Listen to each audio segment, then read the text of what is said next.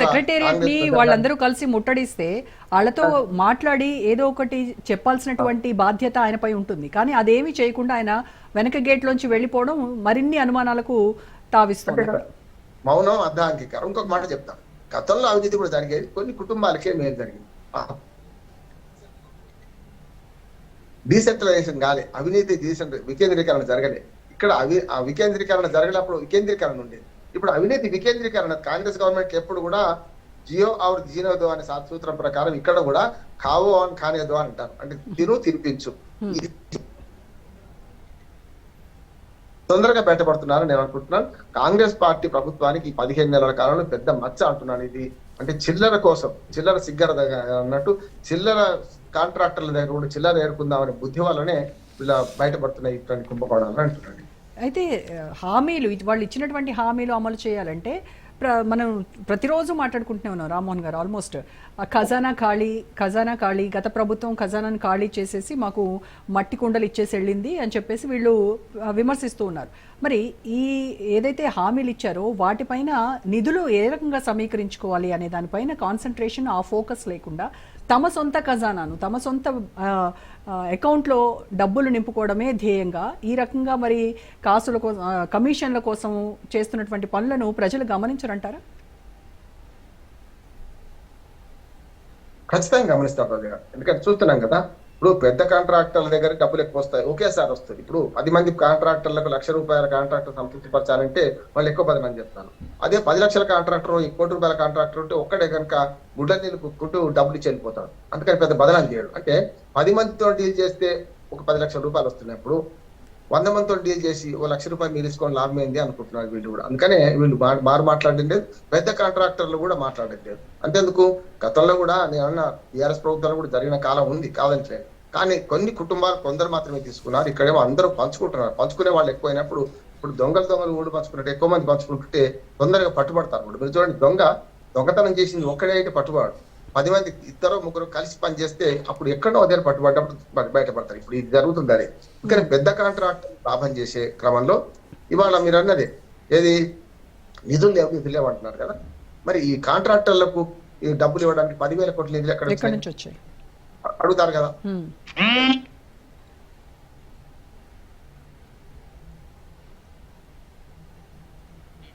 Yes Rammohan గారు, ఈ 10,000 కోట్లు ఎలా వచ్చాయనేది నిజంగానే ప్రజలు ప్రశ్నిస్తారు. మరి దానికి ప్రభుత్వం ఏ రకంగా సమాధానం ఇస్తుందంటారు? 10,000 కోట్లు చిన్న అమౌంట్ కాదు కదా.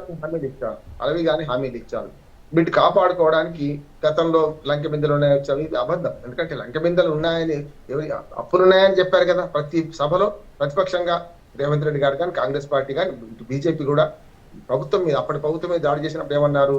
స్పష్టంగా అప్పులు ఉన్నాయని చెప్పారు. అప్పులు ఉన్నాయని వీళ్ళు తెలుసు. చివరికి అప్పుల సంఖ్య ఎక్కువ చూపించారు. అది బడ్జెట్ అప్పులు, లేకుంటే గ్యారంటీ అప్పులు, మనకు అట్లాగే కార్పొరేషన్ అప్పులు కలిపి చూపిస్తే కూడా ఇప్పుడు వాళ్ళు అన్నంత లేదు కదా. మరి లంకె బిందెల సమస్య ఎందుకు వచ్చిందంటే అలవి కాని హామీలు ఆనాడే అన్నాను. ఇప్పుడు అప్పటి ప్రభుత్వం 72,000 కోట్ల రూపాయలు ఈ సంక్షేమ పథకాలు కేటాయించి, రైతు బంధు కావచ్చు, ఇతరత్ర రైతు బీమా కావచ్చు, ఇవన్నీ కలిపి. కానీ ఆ తర్వాత వీళ్ళు ఇచ్చిన హామీలు 1,40,000 కోట్ల పైగా మారినాయి. అంటే డబ్బులు ఎక్కడి నుంచి తెస్తారు, ఇంత నిధులు ఎక్కడి నుంచి తెస్తారంటే సమాధానం ఆనాడు లేకుంటే. కానీ వాళ్ళు కాంగ్రెస్ పార్టీకి ఆనాడు అధికారంలోకి వస్తామని ఆశ లేదు. అనుకోకుండా బీజేపీ వీక్ కావడం, టిఆర్ఎస్ మరింత బదనాం కావడం, అవినీతి అహంకారానికి మించిపోవడం, దీంతో ఈ ఫలితాలు అనుకోకుండా ఒక లాటరీ జరిగినట్టు కాంగ్రెస్ ప్రభుత్వం తగ్గినాయి. అంటే ధోనోవాలతో తినొక ఫాయిదా హోతాలంటే 2 కొట్లాడితే 3వ దక్కినాయి. కానీ అధికారంలోకి వస్తామనే ఆశ లేకుండా ఇవన్నీ హామీలు ఇచ్చారు. ఇప్పుడు జరుగుతుంది ఏంటంటే ఈ సంపద పెంచుకోవాలి కదా. ఇప్పుడు ఒక దురదృష్టం ఏంటంటే ఆర్థిక శాఖ వాళ్ళతో మాట్లాడండి, మీరు ఎంత దుర్మార్గం ఉందంటే మీరు వచ్చే నిధులు అయిపోయింది, రిజిస్ట్రేషన్ పడిపోయింది, రియల్ ఎస్టేట్ పడిపోయింది, హైడ్రా మూసి వల్ల రియల్ ఎస్టేట్ హైదరాబాద్ పక్కన పెట్టండి, మొత్తం రాష్ట్రం అంతా రిజిస్ట్రేషన్లు తక్కువైనాయి, దాని ఆదాయం తక్కువైంది. మద్యం తాగడం పెరిగింది, కానీ మద్యం మీద వచ్చే ఆదాయం మాత్రం సరిపోదు కదా. జిఎస్టీ కానీ ఇవన్నీ కూడా చూస్తే మీ జిఎస్టీ కూడా వస్తు వినిమయం పెరిగినప్పుడే కదా వచ్చేది. కనుక వచ్చే నిధులు ఆగిపోయి తక్కువై కొరతయి ఇప్పుడు ప్రతిరోజు పరిగడిపే అన్నట్టు ఉద్యోగుల జీతాలు, ఇతరత్ర సాధారణ ఖర్చులకే ఈ వచ్చే నిధులు సరిపోవడం లేదు. ఈ పరిస్థితుల్లో అభివృద్ధి ఏం చేస్తారు?